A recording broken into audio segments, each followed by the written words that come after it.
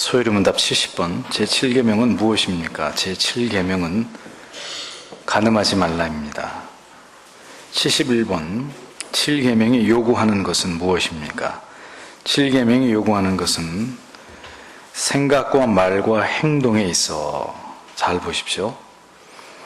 생각과 말과 행동에 있어 우리 자신과 이웃의 순결을 지키는 것입니다. 생각, 말, 행동에 있어서.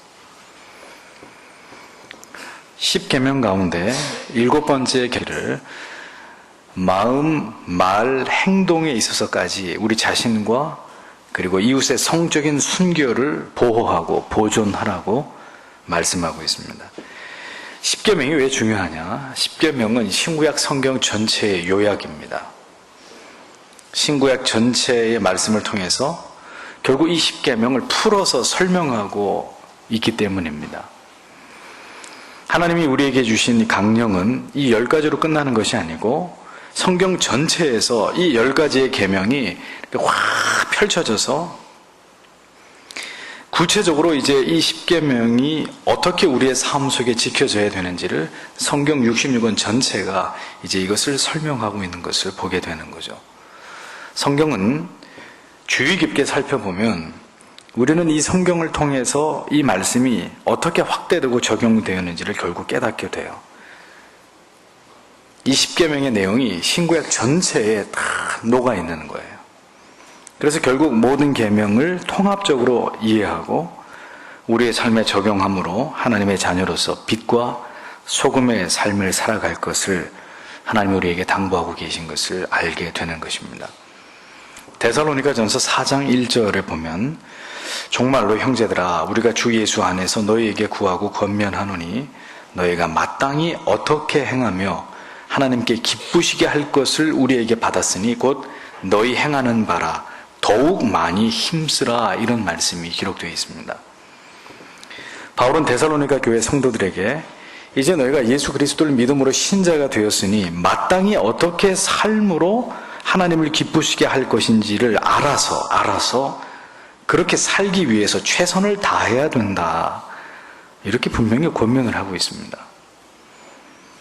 그리고 이것은 그렇게 해도 그만 안 해도 그만, 어차피 구원은 받은 거니까 이렇게 생각할 수 있는 문제가 아니고 분명히 예수 그리스도로 말미암아 너희에게 명령으로 주신 것이라고 그것을 분명히 알라고 확실히 확증짓고 있습니다. 그러면서 3절에 가장 처음으로 이야기하는 것이 무엇이었습니까? 3절에 하나님의 뜻은 이것이니, 그게 뭐예요? 곧 거룩이라, 거룩함이라, 거룩함이라, 거룩함이라. 그 다음에 곧바로 이어서 음란을 버리고, 이렇게 나와요. 하나님의 뜻은 뭡니까? 거룩입니다. 성도, 구원받은 성도에게 하나님께서 가장 중요하게 생각하시는 것 바로 거룩한 삶이에요. 나도 거룩하니 너희도 거룩하라. 분명히 하나님이 우리에게 당부하셨습니다. 그런데 그 거룩의 시작이 뭐냐? 하나님의 뜻은 이것이니 곧 거룩이라 그래 놓고 곧바로 그 다음 구절에 이어서 곧 음란을 버리고, 이렇게 나온단 말이에요. 거룩의 시작이 뭐라고요? 음란을 버리는 것이다, 바울의 논리입니다. 그러면 왜 거룩이란 단어를 설명하면서 가장 먼저 음란을 말했을까요? 고대로부터 이스라엘이 우상을 숭배하는 죄로 하나님을 배교했던 이런 역사들이 성경에 기록되어 있지 않습니까? 이방인들과 절대로 결혼하면 안 된다 말씀하셨는데 이스라엘은 통혼과 자폰을 행했습니다. 하지 말라고 했는데 이방의 아리따운 여인들과 결혼을 했단 말이에요. 그런데 왜 이스라엘은 이런 불순종을 범하게 된 것이냐? 모든 이방인들의 종교, 이방 여인들이 숭배하는 종교는 우상인데 그 모든 종교들은 하나같이 음란한 종교들이었어요. 우상을 숭배하는 이방인들의 종교 행위라고 하는 것이 뭐냐면은 그들이 믿는 신 앞에서 신전에서 성행위를 갖는 거예요. 그게 그들의 종교행위, 그들의 예배란 말입니다. 수백 수천 명에 달하는 여사제들과 남자들이 그들의 신전에서 성행위를 함으로써 그들의 신을 기쁘게 하는 것이 그들의 종교 행위였다. 그러니 이스라엘이 쉽게 아주 간단하게 우상의 종교에 빠져드는 이유를 충분히 이해하시고도 남음이 있을 것입니다. 이방의 여인들은 이렇게 이스라엘 남자들을 호려가지고 결혼을 하고 자녀를 낳고 난 다음에 버립니다. 그리고 또 다른 남자에게 갑니다. 또 그 남자하고 결혼합니다. 자식을 낳습니다. 우상의 종교를 퍼뜨리고 또 도망칩니다. 그리고 또 자녀를 낳고, 이런 일들을 통해서 결국 그들이 믿는 음란한 우상 종교가 이스라엘에 깊숙이 퍼져버린 거예요. 기독교의 대치점에 서 있는 이슬람 교도들, 그들은 한국을 아시아의 이슬람의 메카로 삼았습니다. 그들이 노리는 것은 이슬람의 청년들을 되도록이면 한국에 많이 보내서 한국의 처녀들과 결혼을 시키는 거예요. 그래서 이슬람의 씨를 뿌리고 이것을 통해서 포교를 하고자 하는 것이 그들의 중요한 선교 전략입니다. 하나님을 떠난 세상의 특징, 그 첫 번째가 바로 음란함이라는 거예요. 세상의 모든 문화의 코드를 한번 보십시오. 한결같이 음란하고 폭력적인 내용의 일색이지 않습니까? 그렇기 때문에 성경은 우리에게 거룩을 강조하고 그 거룩의 핵심은 바로 음란함을 버리는 것이다. 성경이 분명하게 이것을 말씀하고 있는 거죠. 음란을 피하는 방법으로 데살로니가전서 4장 4절 이하에서 이렇게 말씀합니다. 각각 거룩함과 존귀함으로 자기의 안에 취할 줄을 알고 하나님을 모르는 이방인과 같이 세욕을 쫓지 말고 이 일에 분수를 넘어서 형제를 해하지 말라. 이렇게 기록하고 있는 것을 보게 됩니다. 하나님이 우리를 부르신 것, 우리를 하여금 거룩한 삶을 살아가게 하기 위함이다. 성경이 말씀합니다. 우리를 하나님의 자녀 되게 하신 것은 이방인처럼 부정하고 더러운 생활을 하라고 한 것이 아니라 거룩하고 순결하고 존귀한 삶을 살아가게 하기 위함이다라고 분명히 말씀하고 있습니다. 따라서 우리가 예수를 믿고 하나님의 자녀가 되었다면 이제는 세상의 더러운 것들을 버리고 이런 것들로부터 분리되어야 되는데, 그 중에 가장 먼저 무엇과 철저하게 우리를 분리시켜야 되느냐? 음란함을 버려야 된다. 그것이 성경이 우리에게 가장 중요하게 다루는 문제라는 겁니다. 그러면서 하나님을 모르는 이방인들의 특징을 한마디로 성경이 뭐라고 얘기하죠? 세욕을 쫓는 자들이다. 이렇게 표현을 합니다. 예나 지금이나 인류를 가장 더럽게 만드는 게 뭐죠? 음란함이에요. 가장 인간을 동물처럼 둔갑시켜버리는, 동물과 같이 추한 존재로 우리를 그렇게 망가뜨려버리는 것이 뭐냐? 음란함입니다. 베수비우스 화산이 터져서 고스란히 화산재 아래 묻혀버린 폼페이, 여러 번 말씀드렸죠? 이미 그 시대에 5,000명의 남녀가 함께 목욕할 수 있는 공용 목욕탕이 있었다. 동성애가 성행했고 길거리에 남창과 창녀들이 들끓었고 심지어 가정에서는 자위행위를 했던 도구들까지 발견이 됩니다. 그러니까 이루 말할 수 없이 성적으로 부패한 모습들이 고스란히 후대의 발굴을 통해서 다 드러나는 거예요.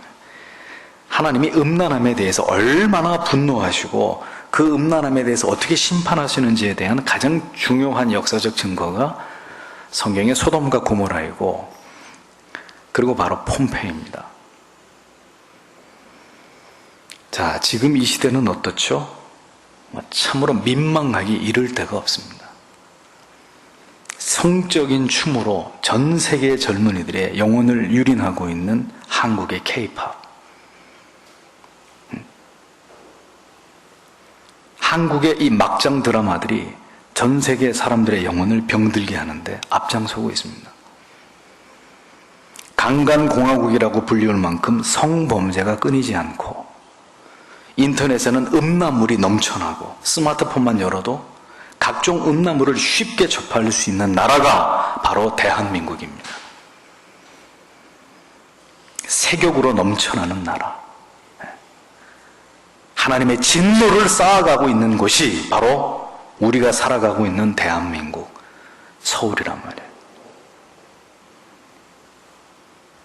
바울은 젊은 목회자 디모데에게 이렇게 충고했습니다. 디모데후서 2장 22절에 보면 또한 내가 청년의 정욕을 피하고 주를 깨끗한 마음으로 부르는 자들과 함께 의와 믿음과 사랑과 화평을 쫓으라. 믿음의 아들 젊은 청년 디모데에게 바울은 다른 것을 많이 교훈할 수도 있었을 거예요. 그런데 특별히 청년의 때에 있었던 젊은 디모데에게 청년의 정욕을 피하고 깨끗한 마음으로 주를 부르는 무리들과 함께 교제하라고 당부하고 있습니다. 그들과 더불어서 음란한 것들을 피하고 의, 믿음, 사랑, 화평, 진리의 핵심되는 이런 정신들을 추구하고 쫓으라고 권면을 하고 있었던 것을 보게 됩니다. 앞의 문맥을 보면 20절 21절에 보면 요 구절에 디모데후서 2장 20절 21절에 보면 큰 집에는 금과 은의 그릇이 있을 뿐 아니라 나무와 질그릇도 있어 귀히 쓰는 것도 있고 천이 쓰는 것도 있나니 그러므로 누구든지 이런 것에서 핵심이에요. 자기를 깨끗하게 하면 귀히 쓰는 그릇이 되어 거룩하고 주인의 쓰심에 합당하며 모든 선한 일에 예비함이 되리라 이렇게 기록합니다. 요는 네가 하나님 앞에 쓰임을 받기를 원하느냐? 우리 중고등부 청년들 잘 들으세요. 하나님 앞에 쓰임 받기를 원하느냐? 그러면 특별히 이렇게 해야 된다라고 권면을 한 내용인데 그 핵심이 뭐예요? 바로 성적으로 순결한 자가 되라는 거예요. 그런 자들과 사귀면서 영적인 고담 준론을 나누고 결국 자기를 깨끗한 그릇으로 준비하라고 바울이 디모데에게 말하는 거예요.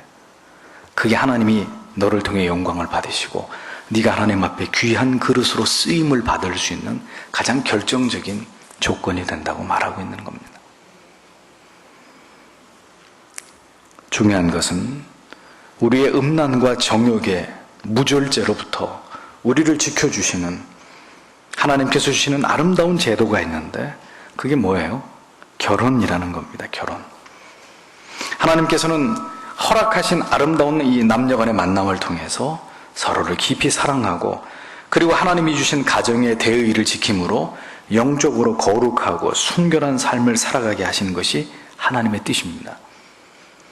그래서 잠언 5장 15절 이하에 보면 이런 말씀이 기록되어 있어요. 너는 내 우물에서 물을 마시며 네 샘에서 흐르는 물을 마시라. 어찌하여 내 샘물을 집 밖으로 넘치게 하겠으며 내 도랑물을 내 거리로 흘러가게 하겠느냐? 그 물로 내게만 있게 하고 타인으로 더불어 그것을 나누지 말라. 내 샘을 복되게 하라. 내가 젊어서 취한 아내를 즐거워하라. 그는 사랑스러운 암사슴 같고 아름다운 암노루 같으니 너는 그 품을 항상 족하게 여기며 그 사랑을 항상 연모하라. 이런 말씀이 기록되어 있습니다. 지혜의 말씀인 잠언을 통해서도 모든 남성들에게 가정의 중요성 그리고 남편과 아내의 대의를 지키면서 사랑을 굳게 지켜감의 중요성을 분명하게 말씀하고 있어요. 가정은 하나님께서 기뻐하시는 뜻대로 살고자 할 때 가장 아름다울 수 있습니다. 부부의 관계도 부모와 자녀의 관계도 즉 아버지가 예수를 잘 믿고자 하고 어머니가 예수를 잘 믿고자 하고 그 자녀들이 하나님을 경외하고자 한다면 그 가정은 작은 천국이 될 수밖에 없는 거예요. 그런데 아버지가 다른 여인을 알고 어머니가 다른 남자를 알고 자녀들은 음란한 문화에 중독이 돼 있고 그럼 어떻게 되겠어요? 그 가정은요? 콩가루 집안이 되는 거예요. 파멸에 이르게 되는 거예요. 파멸에. 성도는 음란을 버리는 자들입니다. 음란함으로부터 자신을 격리시키는 자들이에요. 부부간에도 결코 다른 이성이 틈을 탈 수 없을 만큼 사랑과 신뢰로 견고한 관계를 구축해 나가야 되는 것이고 자녀들도 결코 이 세상의 더러운 음란한 문화로 자기의 영혼을 썩어 들어가게 하는 일을 방치해서는 안 되는 것입니다. 나를 죽이는, 내 영혼을 파괴하고 나아가서 하나님께서 나를 쓰시고자 할 때 그 모든 은총의 기회들이 모두 내게서 박탈되어 버리는 그런 것이 바로 음란을 사랑하는 것이다 라는 것을 기억하고 모든 성적인 타락과 음란함으로부터 자신을 지켜야 되는 거예요. 자, 이렇게 음란함으로부터 우리는 우리를 지키는 문제에 있어서 철저하게 돌아봐야 될 것이 있는데, 에베소서 4장 25절에 보면 이런 말씀이 있습니다. 그런즉 거짓을 버리고 각각 이웃으로 더불어 참된 것을 말하라. 이는 우리가 서로 지체가 됨이니라. 이런 말씀이 나와요. 자, 이 말씀은 교회 안에 서로 지체가 된 자들이 어떤 삶을 영위해 나가야 되는지를 보여주는 지침입니다. 성도가 모이면 어떤 대화를 나누어야 될까요? 입만 열면 거짓말을 하는 사람, 신자일까요? 그런 관계에서 참된 사랑의 교제가 이루어질까요? 말만 하면 거짓말하는 사람. 지체들 간에 거짓이 있어서는 안 돼요. 진실한 마음으로 마음을 열고 담을 허물어야 됩니다. 또 그 다음에 더러운 말을 입 밖에도 내지 말라고 성경은 말씀합니다. 오늘 우리가 살펴본 교리의 내용을 다시 한번 상기해 보죠. 7계명이 우리에게 요구하는 것, 생각, 말, 행동에 있어서 자신과 이웃의 순결을 지키는 것이다. 더러운 말이 뭘까요? 성도에게는 덕스럽지 않은 말들이 있습니다. 첫 번째, 욕입니다. 욕을 입에 담는 것.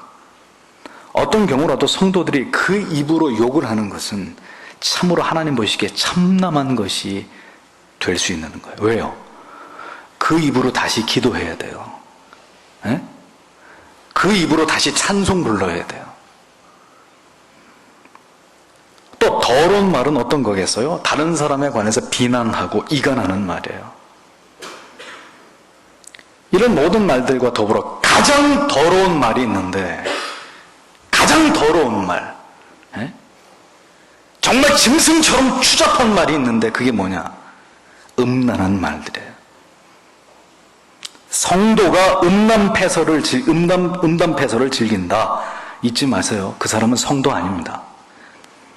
그 사람은 유기된 사람이에요. 불택함을 받은 마귀의 자식이에요. 성도가 음란한 얘기들을 한다. 저주받은 입술이에요. 자기 영혼만 죽이는 게 아니라 그 음란한 말로 다른 사람 영혼까지 파괴하는 그런 사람은 공동체와 교회의 암적인 존재입니다. 출교시켜버려야 돼요. 남정도의 집사님들이 모였는데 누군가 음란한 얘기를 시작한다. 청년들이 모였는데 음란한 얘기가 거기서 나온다. 그건 대놓고 그 사람한테 면박을 주고 절대로 두 번 다시 그런 말을 하지 못하도록 해야 돼요. 그 사람이 또 그 얘기를 한다. 당회에다가 얘기하세요. 당회에서 치료해버려야 돼요.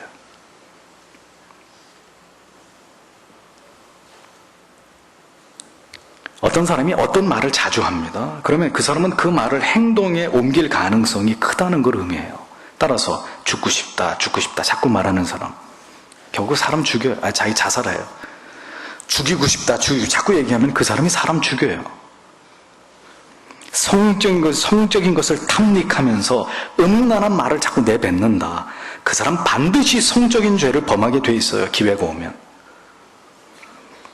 자신의 배우자가 아닌 다른 여자를, 다른 남자를 좋아하게 되고 사창가를 드나들게 되고 성폭행을 저지르게 되고 결국 이웃의 순결을 빼앗고 파괴하는 사람이 되기 마련이라는 거예요.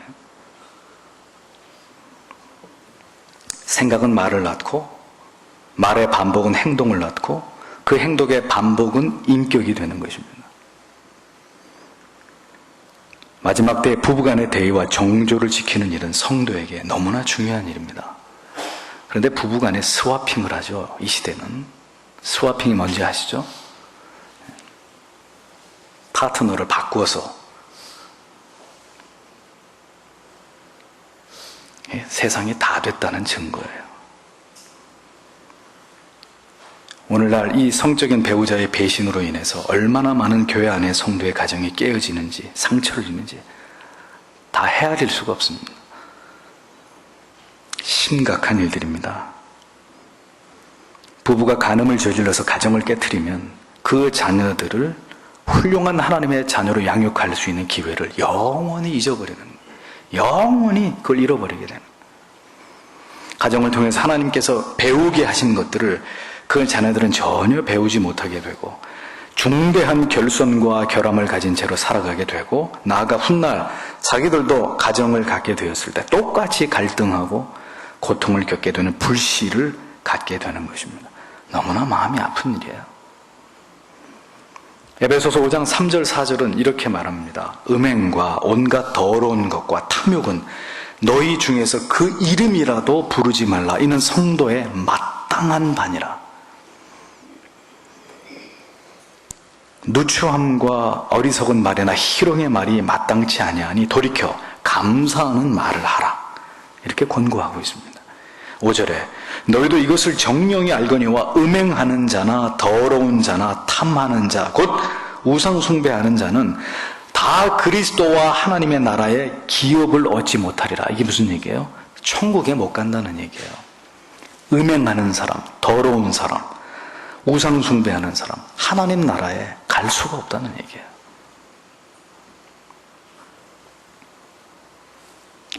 답은 뭡니까? 회개하는 거예요.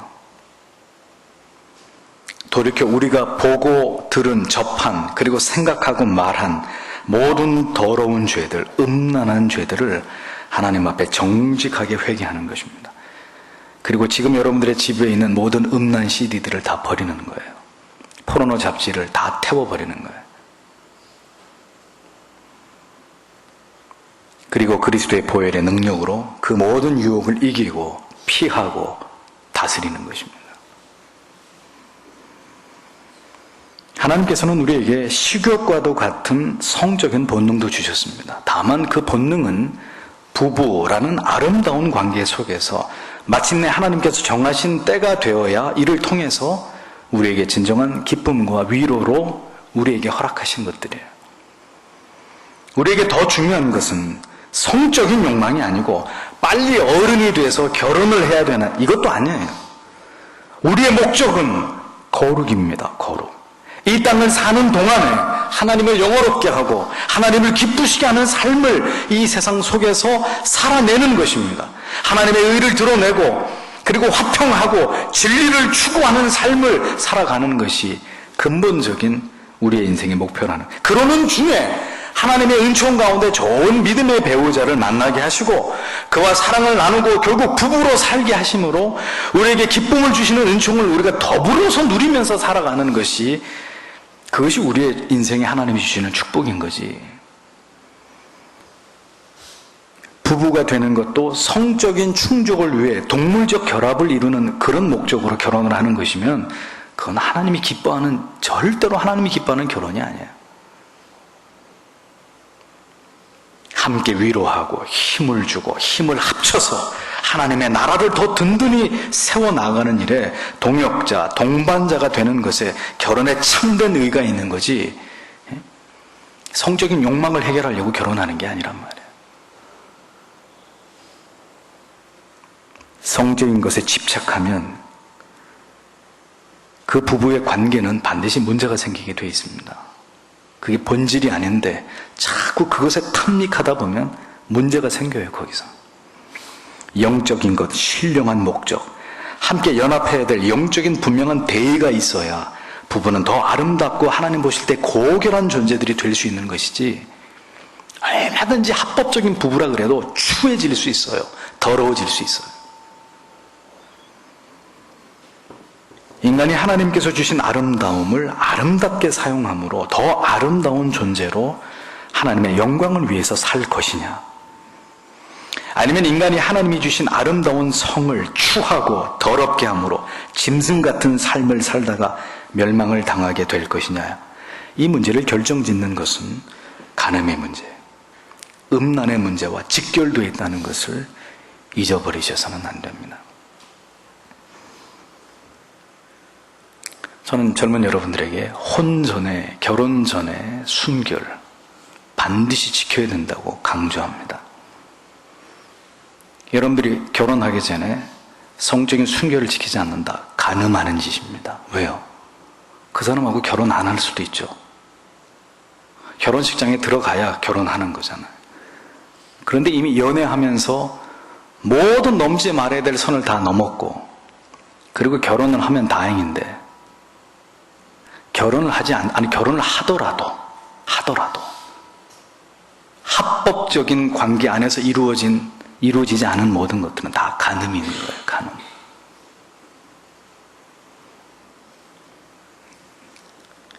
이 음란에 대한 문제 한두 주 더 말씀드리겠지만, 아무리 수위를 높여서 말씀드려도 절대로 지나치지 않습니다.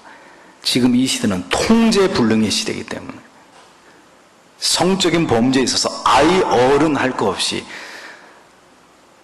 통제불능의 세상이기 때문에 아무리 수위를 높여서 원색적인 말씀을 드려도 절대 무리됨이 없어요.